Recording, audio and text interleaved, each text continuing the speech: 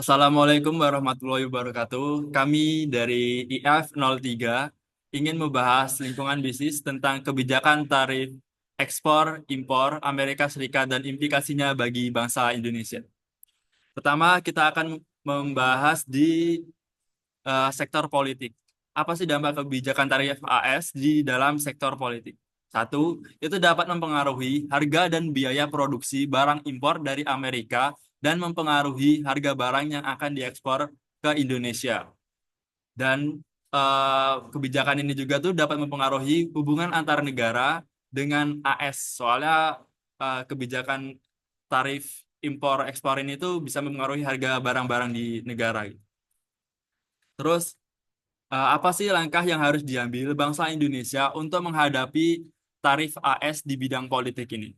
Pertama, kita harus menjalin hubungan bilateral atau hubungan antar dua negara yang dapat saling menguntungkan kedua belah pihak di sektor tertentu yang bukan merupakan ancaman bagi sektor lokal Amerika Serikat, supaya kita bisa saling menguntungkan gitu.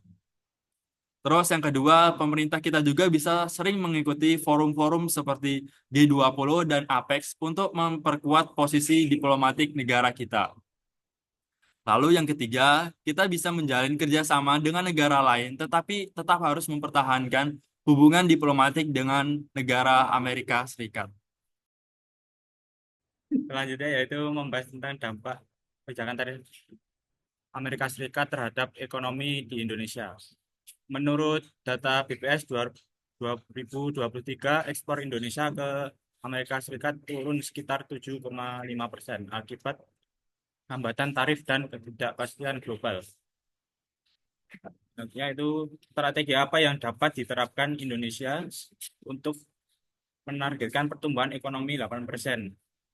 Yaitu yang pertama, pemerintah menargetkan pertumbuhan ekonomi 8% dengan hilirisasi industri seperti nikel dan kelapa sawit. Kedua, yaitu mengurangi ketergantungan terhadap pasar AS dan mulai memperluas jangkauan ke negara-negara Eropa atau ASEAN lainnya. Selanjutnya, sosial. Dampak sosial. Penurunan ekspor bisa menyebabkan PHK. Menurut Kementerian Ketenagakerjaan, 62.000 orang pekerja sektor garmen terkena dampak pada 2023. Yang kedua, dapat mengurangi lapangan kerja yang juga dapat mempengaruhi daya beli masyarakat.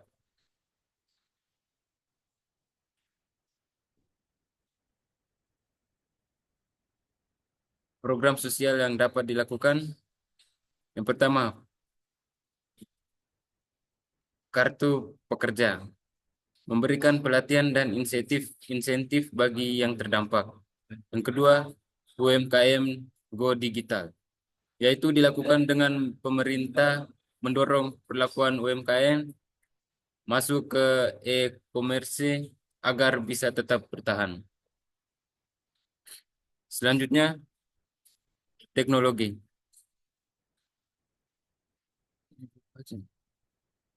Dampak tarif. Tarif bisa membuat impor alat teknologi dan mesin jadi mahal, menghambat industri untuk berinovasi. Dengan adanya tarif, dapat mempengaruhi harga barang impor di bidang teknologi, terutama dari AS yang memproduksi banyak chip-chip terkenal. Langkah-langkah yang dapat diambil untuk mendorong perkembangan teknologi lokal. Yang pertama, startup Indonesia naik pesat. Tahun 2023, lebih dari 2.500 startup lokal aktif, beberapa di antaranya seperti Ruang Guru, Gojek, dan Xendit mendunia. Yang kedua, pemerintah beri insentif pajak untuk R&D dan bangun kawasan teknologi seperti Silicon Valley Indonesia di BSD. Yang ketiga, Indonesia dapat melakukan kunjungan ke negara seperti Cina yang sangat maju di sektor teknologi dan melakukan hubungan kerjasama dalam sektor teknologi.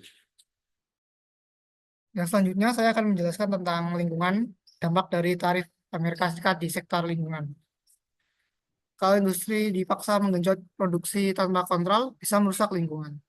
Bisa-bisa industri seperti nikel, sawit, minyak, dan lain-lain terpaksa diperluas untuk menutupi kerugian yang dialami negara akibat kurangnya pendapatan di sektor ekspor. Kebijakan yang bisa diambil adalah Indonesia dapat memulai mempertimbangkan dampak dari pengambilan SDA yang berlebih dan tidak terkontrol ini menjadi lebih serius. Program energi baru terbarukan atau EBT, Indonesia punya potensi 400 GW, baru dimanfaatkan 200%, 2%. Ini sedang dibangun PLTS di Citrata, terbesar se-Asia di Tenggara. Yang selanjutnya saya menjelaskan tentang legal dan hukum. Meninjau aspek hukum dari kebijakan tarif yang diterapkan oleh Amerika Serikat, tarif yang tidak adil bisa langgar aturan atau WTO.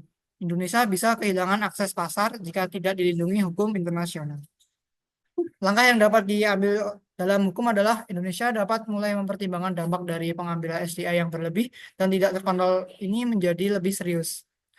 Program energi baru terbarukan atau EBT Indonesia punya potensi 400 GW, baru dimanfaatkan 2%. Ini sedang dibangun PLTS di Cirata, terbesar se-Asia Tenggara. Oke, di sini kita akan menjelaskan tentang rekomendasi strategi yang dapat diambil Indonesia untuk menghadapi kebijakan AS yang dan mencapai target pertumbuhan ekonomi 8%. Salah satu caranya ditempuh dengan negara untuk mengatasi krisis ekonomi adalah menghentikan posisi-posisi pemerintah yang dianggap tidak berjalan atau tidak efektif. Langkah ini bertujuan untuk mengurangi beban negara, khususnya dalam hal pembayaran gaji pegawai negeri. Yang kedua ada hilirisasi dan penguatan nilai tambah ekspor.